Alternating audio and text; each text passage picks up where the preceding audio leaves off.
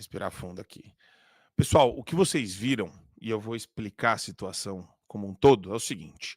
O avião da Azul estava lá viajando, bonitinho, e teve uma pane no sistema durante o voo. E esse se chama Isis Broken. Isso daqui é nome de...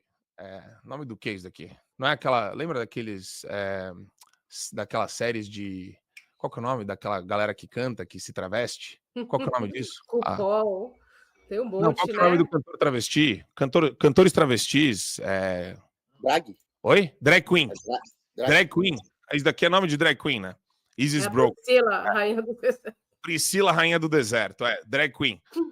Aí teve uma rachadura em uma das asas, houve um pouso de emergência em Salvador e essa pessoa, Adrilles Jorge, bom dia, seja bem-vindo, tudo bem? Hello. Muito bem. Estou bem. Então, teve a pane do avião, problema na asa, avião da Azul, negócio tremeu todo, pousou pouso de emergência em Salvador, e durante a emergência, essa pessoa disse que sofreu transfobia por parte de um dos funcionários da empresa que usou os pronomes errados. Abre aspas. Insistiu em me tratar pelos pronomes errados, mesmo eu corrigindo mais de uma vez. Já estava desestabilizada com toda a situação, com medo e aflita, e foi um total de desrespeito comigo e com todos aqueles que passaram por esse trauma inacreditável que tivemos que passar por isso. Escreveu a pessoa na legenda, e isso é uma matéria do Correio Brasiliense. Ô, Sté, eu acho que a nossa ordem de prioridades, ela tá muito bem definida, né? Quando o avião cair, no meio de uma trincheira, num campo de batalha, se você usar o pronome errado... Ao invés de salvar a pessoa, a primeira coisa que você tem que pensar é se você vai falar ele, dele e iludi-lo. Olha que lugar bonito que chegamos nesse país, meu Deus do céu, olha só, não? Ai, meu Deus do céu, eu vou contar um episódio para vocês. Esse final de semana eu estava em campanha na Avenida Paulista e lá estava tomado pelo cramulhão, né, pelos filhotes do capeta, porque tanto o PSOL quanto as trans pelo direito de existir e outras coisas mais lá estavam. Então eu tive a oportunidade, para não dizer o desprazer de debater com alguns seres humanos dessa denominação, essas pessoas em situação de PSOL. Essas pessoas em situação de PSOL, elas têm um tipo de mentalidade da qual qualquer perigo está efetivamente em segundo plano. Em primeiro plano está realmente qual pronome você vai usar. Isso é uma loucura. Então, em determinado momento, conversando com uma dessas pessoas em situação de PSOL, ela perguntou, mas qual que é o problema de me chamar? Eu falei, olha, eu posso até pensar em querer te chamar do jeito que você quiser aí, tipo árvore, planta, fruta, seja lá como for.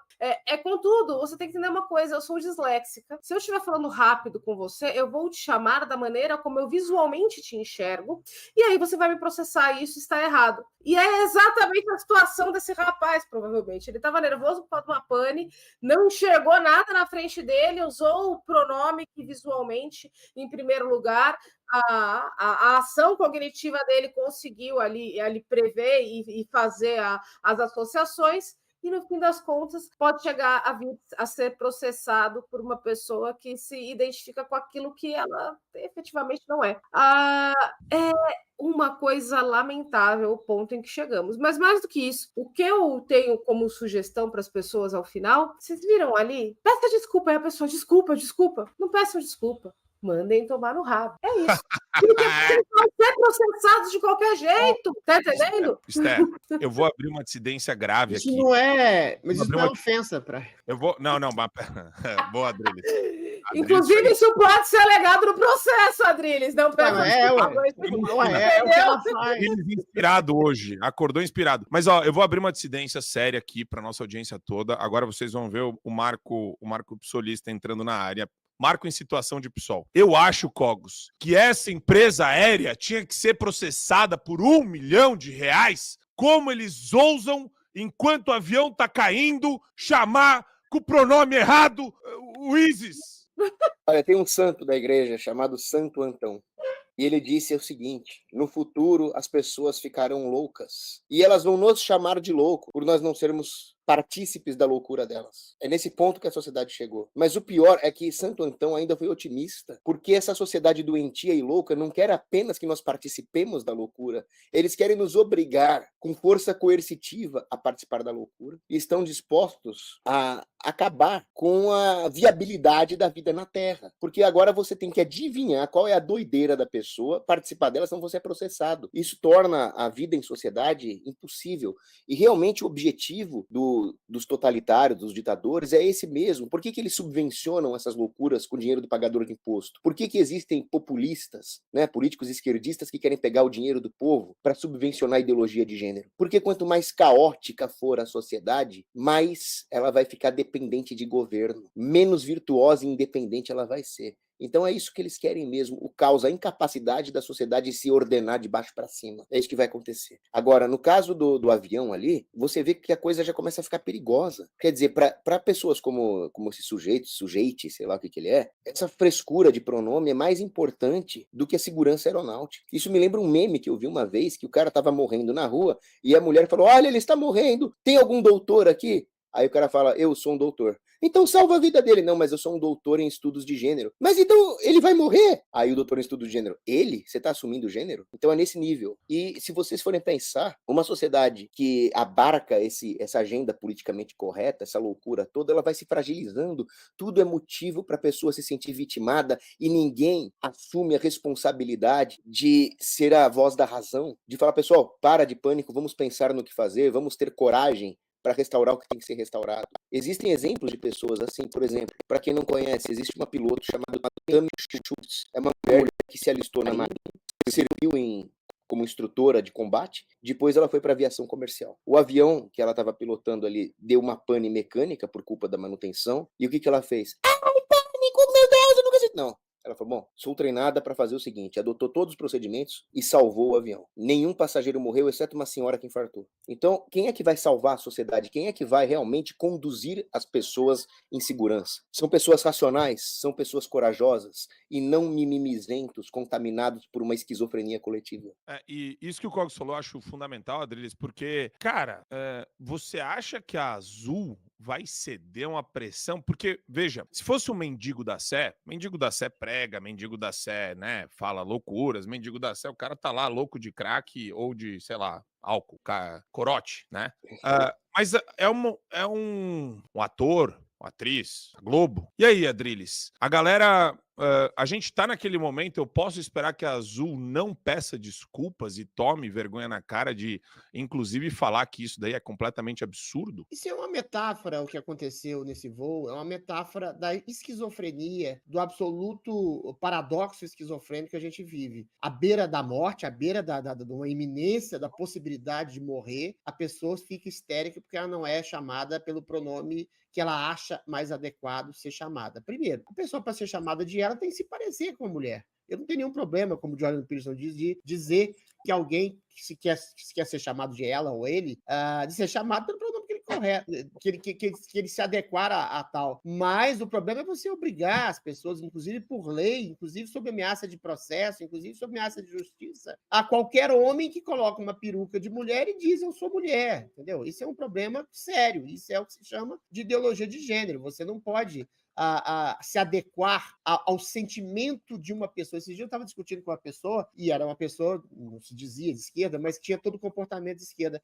Não, mas isso é o que eu sinto. Aí eu falei para ela, mas existe o que você sente, existe uma realidade. Você pode ter uma dimensão diferente da realidade da minha, mas se eu te provar que a realidade não é exatamente o que você sente, eu não estou nem aí para os seus sentimentos. Aliás, se eu tiver uma percepção da realidade diferente da sua e você não se adequar a ela, eu também não estou nem aí para o que você sente. Aí vai ser todo mundo um sentimento subjetivo daquilo que você acha que é a realidade humana. E se você não se adequar à minha realidade, do meu sentimento, eu vou te processar. É isso. Você estava na beira de uma situação de risco e você se preocupa mais com o seu sentimento do que com a sua vida, com a vida das pessoas em seu redor. É um pressuposto de egoísmo, de egolatria. E aonde que a gente chegou nesse sentido? Aquele velho adágio de que você diz que tempos difíceis geram homens fortes, pessoas fortes, aliás, que geram tempos fáceis, que geram pessoas fracas. E o que essas pessoas fracas fazem? que uma pessoa... Para fazer uma metáfora muito clara para o telespectador entender. O que faz uma criança mimada? Que ela tem todas as benesses, todas as vantagens, todos os bens materiais, todo o bem de um avanço social, aí coletivizando a questão da criança mimada. Ela cria problemas. Ela cria problemas. Ela vai chorar por qualquer coisa. Um bico que não deram, um shot que não deram, um brinquedinho que não quer, um brinquedo que ela quer cada vez mais. Esse é o problema desse tipo de geração. Só que é um problema perverso, entendeu? Que causa ideologia de gênero, que causa a hormonização precoce em crianças, que causa o direito absoluto da criança a se perceber como de tal gênero ou de outro gênero, isso referendado pela psiquiatria, e que causa, em última instância, isso, essa situação esdrúxula que a gente tem de uma pessoa na iminência de poder morrer, ver pessoas morrerem e preocupar se ela é chamada pelo pronome que ela bem entende. É uma geração mimada, é uma geração fraca, gerada por pessoas fortes que criaram tempos fáceis, e aí é um ciclo permanente contínuo, né? O que eu posso falar de solução? Primeiro, a gente tem que combater esse tipo de coisa, esse tipo de histeria, não pedir desculpas por esse tipo de coisa, não é? E dizer, não tem uma lei específica no Brasil que gere esse pronome obrigatório. Agora, a justiça também ajuda, né? Racismo agora é comparado com homofobia, e isso pode ser considerado homofobia. Quando você tem uma grande mídia, quando você tem uma cultura, quando você tem escolas e universidades e o judiciário que se apoia nesse pseudo-progressismo, você tem exatamente um princípio incivilizatório. Ao contrário do Barroso, o iluminista progressista, né? A gente tem um princípio incivilizatório e insano, em que uma pessoa, no risco de morte, se preocupa mais em ser chamada de elo dele, não sei o quê, do que com a própria vida e com a vida das outras pessoas em seu redor. Mas, Adriles... É processar uma companhia aérea do que agradecer. Falei, cara, você é o comandante de voo, você salvou a minha vida. Não, mas eu vou te processar porque você não me chamou do pronome correto. É esse o princípio pseudo-progressista que a gente tanto critica aqui. É a esquizofrenia desse tipo de coisa, desses tempos fáceis que geraram pessoas fracas, histéricas e neuróticas e absolutamente violentas nesse sentido. Isso